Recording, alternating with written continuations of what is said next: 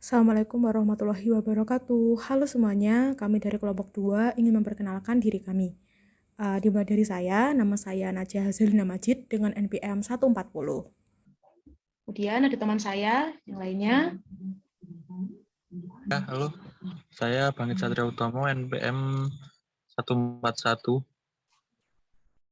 Oke, saya Maulana Faruk Alfasola, NPM 142. Saya Suci Kurnia Rubiana, NPM 143. Saya Danika Clarista Abdurini, NPM 144. Saya Silvana Zwita Anggraini, NPM 145. Saya Subrida Amalia Dewi, NPM 146. Saya Talentina Rastiana, NPM 147. Saya Dondi Kuswandi, NPM 148. Saya Intan Fatkul Alamiah, NPM 149.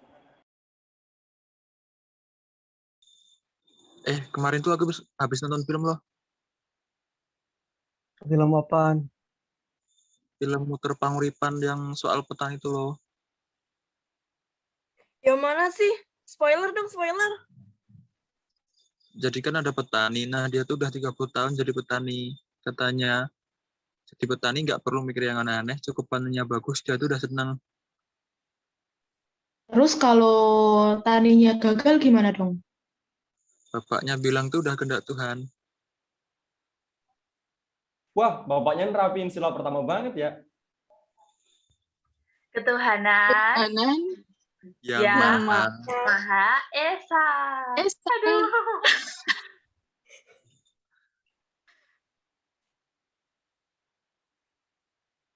Bapaknya tuh juga nerapin sila kedua loh. Wah, emang iya. Iya. Emang kamu udah nonton? Udahlah, kan filmnya sempat viral. Aku juga udah nonton dong. Aku juga. Tumben Intan kamu nonton film kayak gitu. Coba, bapaknya nerapin sila kedua apa? Wah, namanya yang di desa itu kan ada berbagai macam pekerjaan. Ada pedagang, petani, pengrajin. Tapi bapak di sana dan keluarga yang lain itu saling menghargai pekerjaannya masing-masing. Wih, iya ya? Kan sila pertama, terus kedua. Nah, sila ketiga, 4, 5, itu bapaknya nerapin juga nggak ya? Iya, bapaknya nerapin semua sila. Sila 3, sila 4, sila 5. Sila ketiga itu bapaknya tuh rela jadi petani karena rakyat Indonesia kan makan makanan pokoknya dari nasi. Coba dipikir aja, nasi dari mana? Dari padi kan? Terus padi siapa yang nanam? Petani kan? Coba kalian bayangin kalau di negeri kita ini nggak ada petani. Bisa aja pemerintah mengimpor beras dari luar negeri, pasti harganya bakal lebih mahal. Dan nggak bakal ada subsidi beras buat rakyat kecil.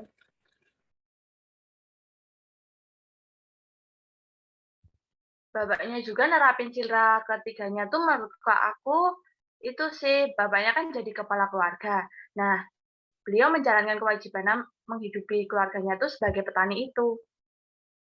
Bapaknya tuh pekerja keras banget loh. Beliau itu melakukan kegiatan untuk kesejahteraan masyarakat Indonesia dan nggak pernah tuh ada kata menyerah dan selalu mencoba lagi meskipun gagal panen. Ya tahu nggak sih, kalau kondisi pelaku petani sekarang itu tuh jauh banget gitu dari kata sejahtera. Upah mereka itu tuh nggak setara gitu dengan keringat sama kerja keras yang mereka keluarin. Mungkin itu ya yang jadi penyebab kalau petani itu jadi profesi yang nggak prospektif gitu di negeri ini. Dan banyak banget gitu sekarang anak muda yang enggan buat berkecimpung di dunia pertanian ini. Dengan kondisi seperti ini, pemerintah seharusnya memberi perhatian lebih dan fokus pada kesejahteraan petani. Sebenarnya tuh ada beberapa kebijakan pemerintah untuk mensejahterakan petani. Antaranya tuh ada program perlindungan lahan pertanian berkelanjutan. Terus tuh ada program subsidi pupuk. Terus ada kebijakan output pertanian kayak berupa program harga beli pemerintah gitu. Tapi program ini tuh sebenarnya berhasil nggak sih kayak gitu? I don't think so. Contohnya seperti masalah efektivitas subsidi pupuk yang merupakan program dengan target yang luas. Namun program ini menghadapi berbagai macam kendala sehingga menurunkan efektivitasnya.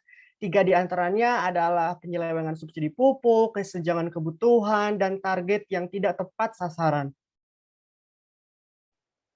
Terus, menurut kalian masa depan pertanian di Indonesia itu gimana? Di tengah lahan yang makin lama makin habis, dan anak muda Indonesia yang nggak mau bekerja di sektor pertanian.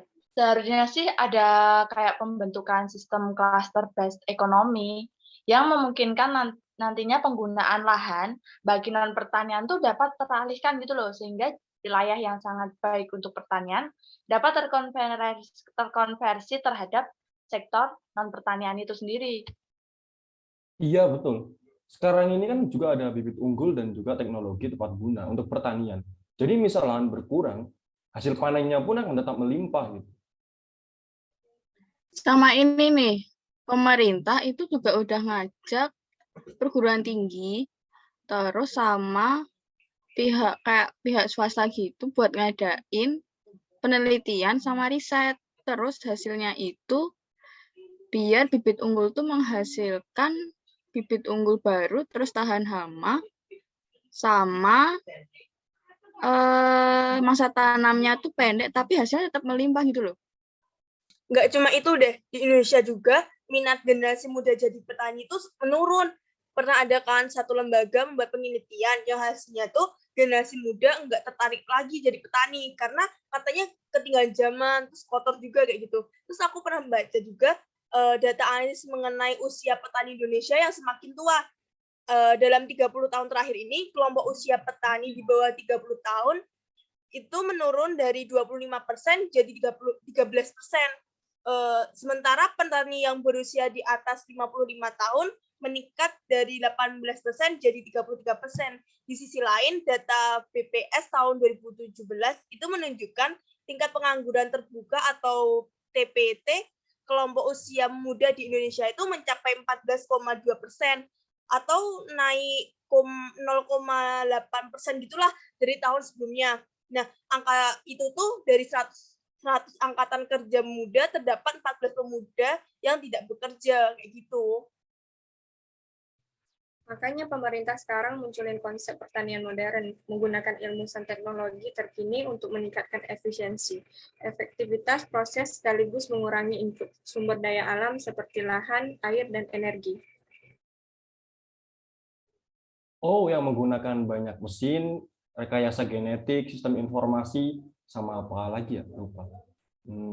Itu belum merata di Indonesia. Yang paling menonjol itu bantuan pemerintah mesin pertanian skala besar untuk modernisasi pertanian lewat kelompok tani di masing-masing daerah. Bentar deh. Kenapa obrolan kita jadi serius kayak gini sih?